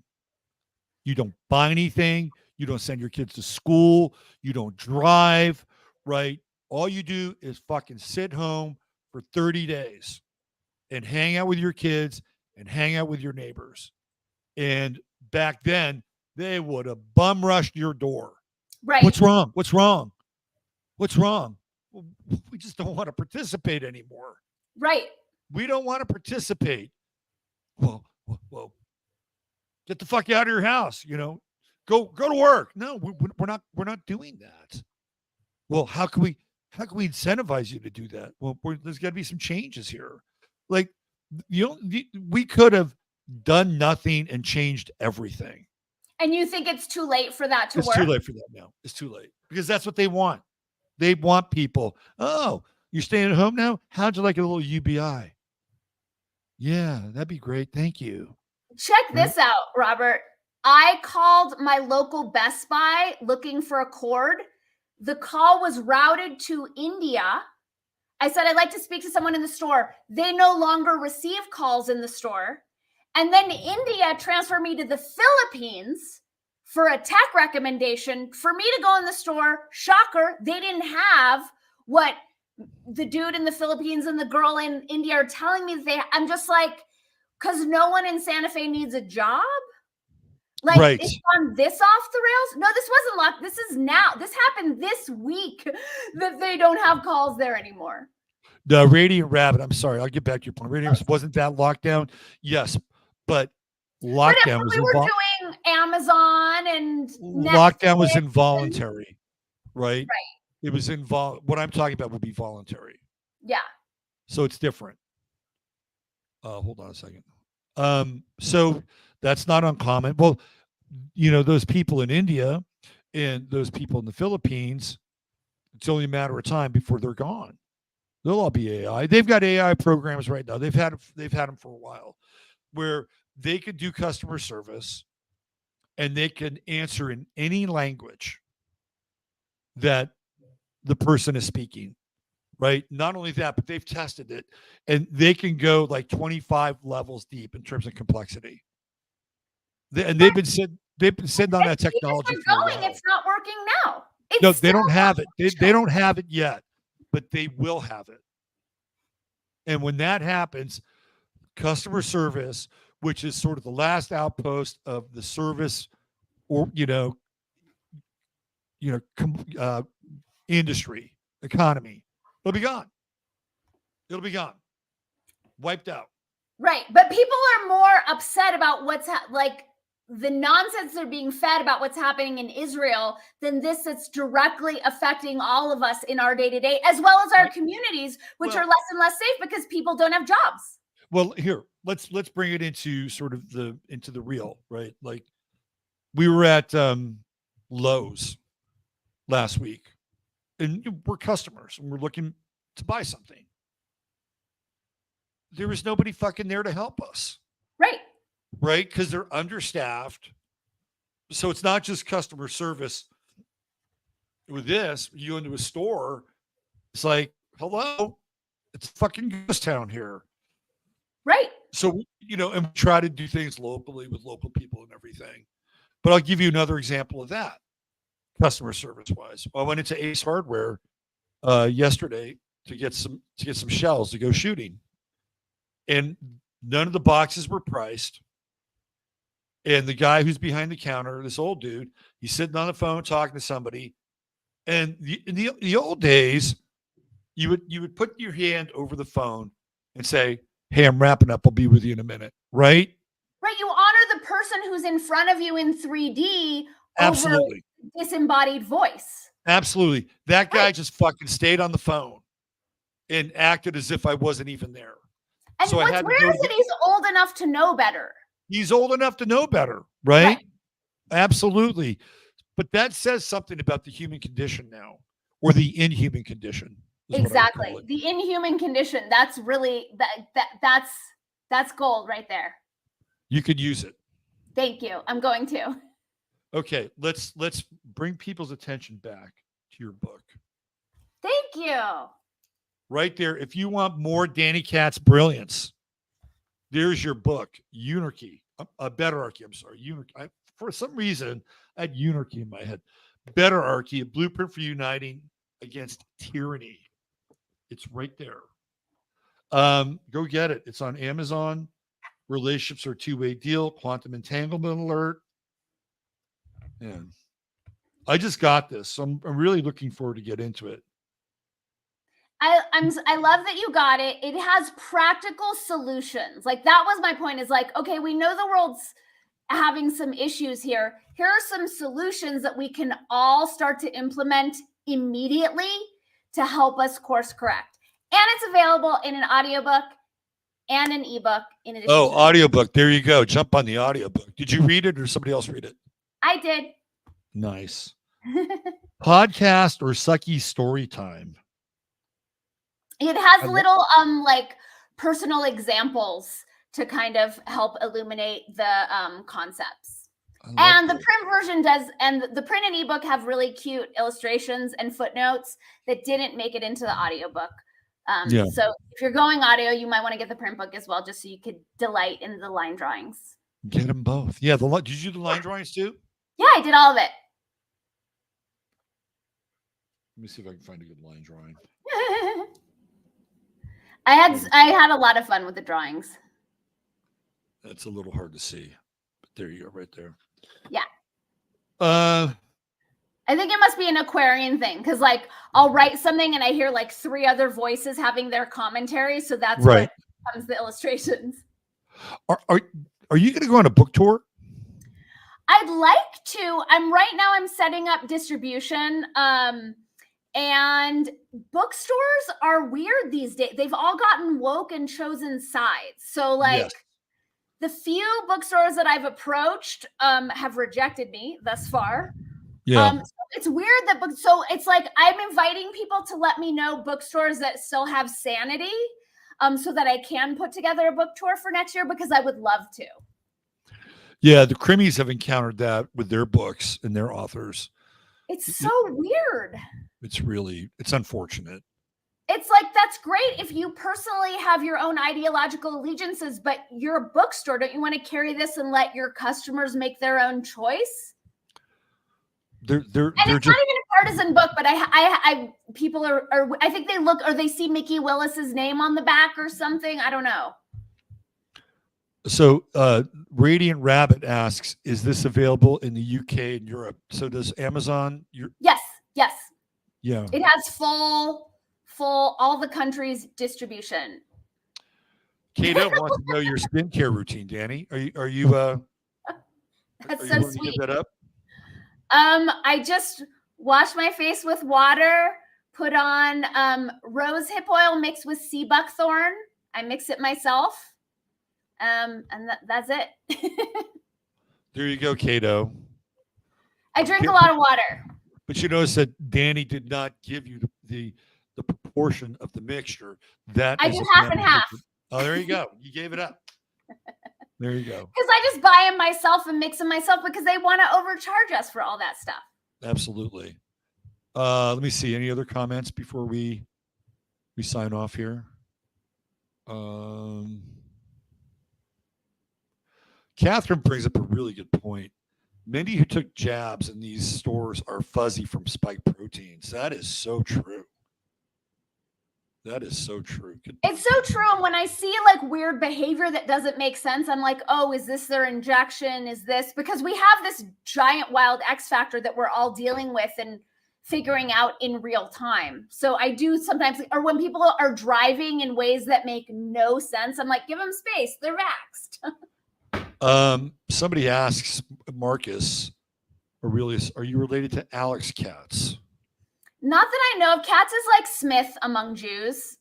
It's really common. Mine is short for Katz and Ellen Bogan, so maybe. I love your deli. Thank you. Anything else? Are we good? Oh, one more. Hucklebuck 411. I'm sure all those bookstores are carrying all the gay superhero comic books. It's so weird because this is a really literary town. And I used to have a column in the paper, so I've done well. But when my propaganda book came out, I called a couple of the bookstores and I was like, hey, I'm a local author. I have a new book. They're like, great. We're so excited to meet you. Bring it by. So it was really friendly. And then when I called to follow up, they were like, no, come pick this up. And when I went to pick it up and was treated like vermin, all Did of they their have a glove? Were they carrying it with a glove? Like, one girl literally like chucked it at me. Like she was so disgusted, but they have their like how to be an anti-racist and all of those things like front and center. Yeah, it's weird. If anyone knows of any bookstores that haven't gone off the rails, like please send me the leads because I would love to come to your town and do a reading. Yeah, sold plenty of copies of Robin DiAngelo. Yeah, that. Yeah. Did you, I don't know if we ever talked about this, but did you ever run across Richard Grossinger from North Atlantic Books by any chance? Do you know Richard at all? No, but I know that I have tried to get in touch with North Atlantic Books. So Richard, I'd like to think he's a friend still, although we had a bit of a falling out. But Richard and I were very close. I lived in his warehouse, the North Atlantic Books warehouse, for a couple of years. And even after that, Richard and I were social. I've had him on my show. Richard's story about North Atlantic Books being hijacked by the social Marxists is chilling.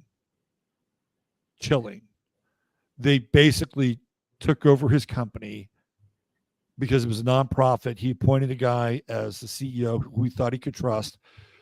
He let all the rabble in.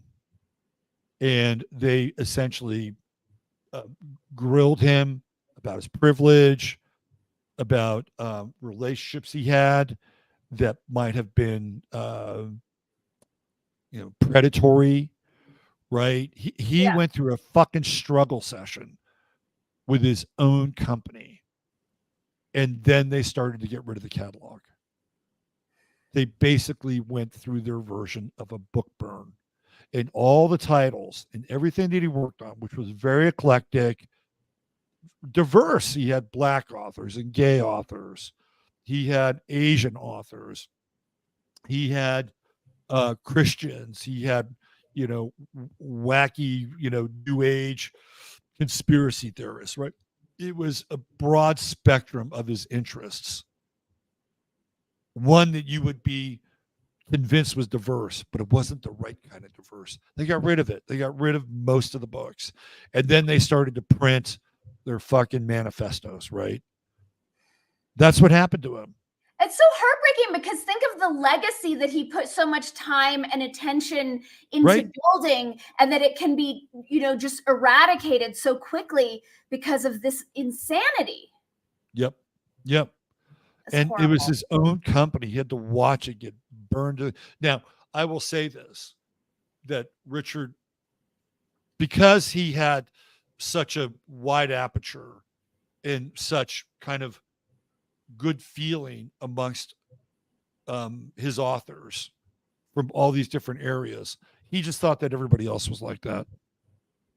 So there's a naivete that he had. it's weird because I think in a lot of ways I have that naivete of just assuming people are good, and learning discernment the hard way is I have a lot of ambivalence about, because I've learned that it's smart to not trust people from the get-go, but it's heartbreaking to switch from being trusting and assuming everyone is good and on the level to now being suspicious and testing people. I know we have to do it if we're smart, but it's a bummer. It's a byproduct of a low trust society. Yeah. And a low trust society is not very inspiring. No, it's not. And it inspires more me consciousness, less generosity of spirit, in addition to materialism. Like it sucks. But It gets into dog eat dog. I'm gonna get mine, right? Screw you. I can't trust you. If you try to get mine, cross the line and you'll find out what happens. Yeah, that thing. And I'm not into it, but I get that it's necessary these days, unfortunately. Yeah, it's a negative form of tribalism. Yeah, totally. Yeah. Well, Dani, it's always a pleasure to have you on here. Thanks so much for having me, Robert. I always love getting to drop in with you, and it's so interesting to see where our conversations are going to go.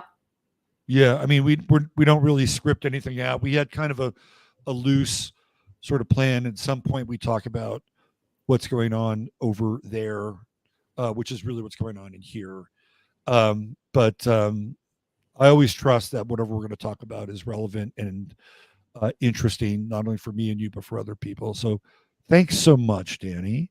Yeah, thanks for having me, and thanks for supporting my book. I'm excited to hear what you think of it after you give it a read. I am going to give it a review.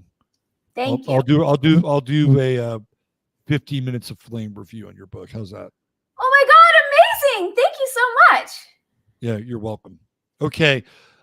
Before we go, and you and I will go together, I just want to point out really quickly that my interview with Shauna Home is available now on YouTube, and she has a great podcast channel called the Mushrooms Apprentice, and it's an hour long. And of course, the second hour is part of her Patreon, and it's a really Sean and I had a great conversation about the eclipse cycle. You might like it. Dani, do you know Shauna?